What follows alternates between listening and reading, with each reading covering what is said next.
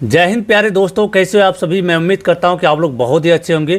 प्यारे दोस्तों, अभी 15 अगस्त आने वाली है। ऐसे में स्वतंत्रता दिवस की तैयारियां जो है हर एक विद्यार्थी जोर शोर से करने में लगा हुआ है। सभी कोई अपना अपना भाषण तैयारी करने में लगा हुआ है।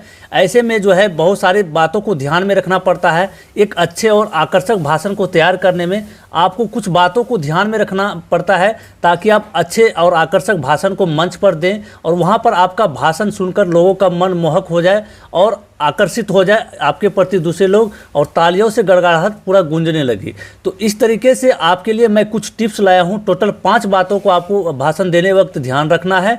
इन्हीं 5 बात को ध्यान में रखने के बाद आप अच्छे से भाषण दे पाएंगे। तो चलिए शुरू करते हैं। एक एक टिप्स को आपको दिया जाएगा। आपसे रिक्वेस्ट है कि वीडियो को अच्छे से ज़रूर देखिएगा। एक एक पॉइंट आपके लिए बहुत ही महत्वपूर्ण है। तो चलिए शुरुआत करेंगे। यदि आप इस चैनल पर नया हैं, चैनल को अभी तक सब्सक्राइब नहीं किए हैं, नीचे सब्सक्राइब का बटन है, वहां दबा के जरूर सब्सक्राइब कर लीजिएगा।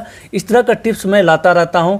तो सबसे पहले देखिए, यहाँ पर जो हेडिंग है हम लोगों का ये है कि 15 अगस्त भाषण के दौरान 5 महत्वपूर्ण बातों को ध्यान में रखें। 5 महत्वपूर्ण बातों को आपको ध्यान में रखना है। सबसे फर्स्ट बात यह है कि जब आप मंच पर जाएंगे आपको माइक दिया जाएगा हाथों में। तो माइक को आपको प्रॉपर तरीके से पकड़ना है। ठीक है, माइक को प्रॉपर तरीके से पकड़ना है। माइक पकड़ने का नियम क्या होगा, आपको हाथ में पकड़कर ज़्यादा आप अपना मुंह के पास पूरा का पूरा नहीं सटाएंगे।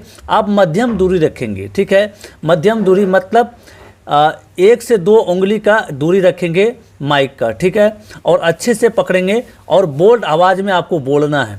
बोल्ड आवाज़ में ना तो ज़्यादा तेज़ होना चाहिए, ना ही बिल्कुल मध्यम धीम होना चाहिए। ठीक है, तो नहीं तो आपका भाषण ज़्यादा अट्रैक्टिव नहीं हो पाता है।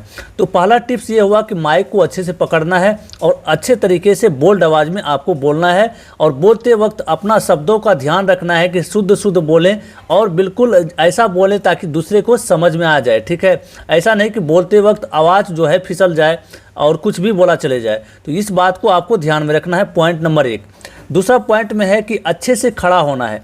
बहुत लोगों का आदत क्या होता है कि खड़ा होते हैं जब भाषण देने के लिए तो उनको पता नहीं चलता, या तो पैर हिलाने लगते हैं या फिर हाथ हिलाने लगते हैं या फिर टेढ़ा होकर के खड़ा हो जाते हैं। तो ऐसे में जब आप भाषण दे रहे होते हैं तो वहाँ पर जो जितने भी लोग होते हैं मंच के आसपास, सभी कोई आपको गौर से देखने लगते हैं, सभी कोई आप ही की तरफ देखते हैं। तो आपको अच्छे से खड़ा होना है, बिल्कुल स्ट्रेट होकर के, मतलब सीधी जो है खड़ा होना है।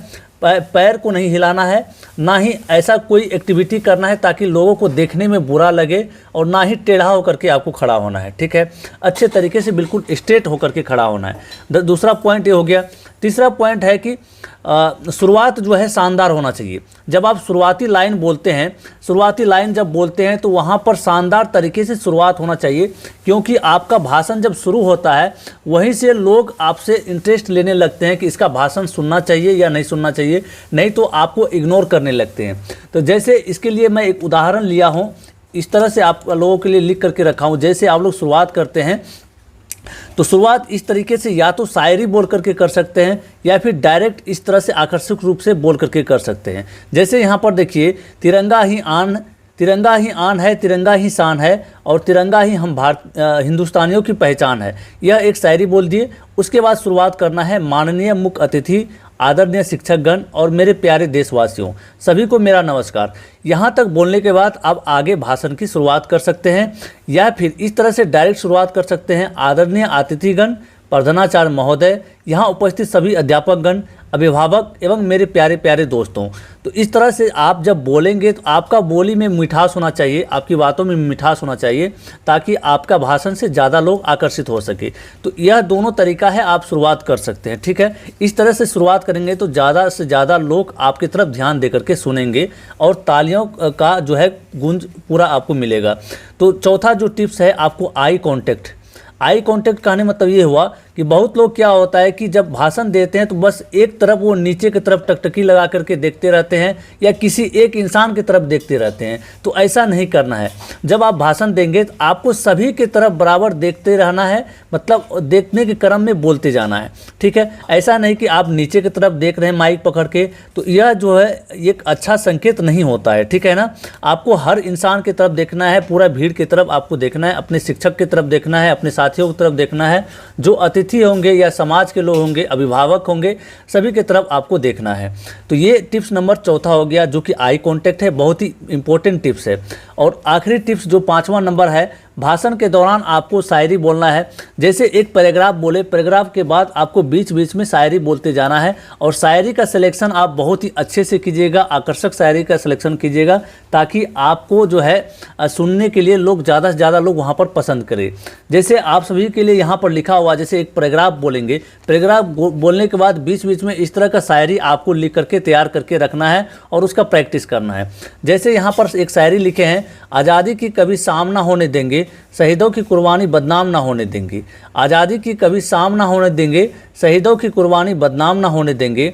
बची हो लहू की एक बूंद भी रगों में, बची हो लहू की एक बूंद भी रगों में, तब तक भारत माता का आंचल नीलाम ना होने देंगे। इस तरह का शायरी आप लिख करके लोगों को आकर्षित कर सकते हैं।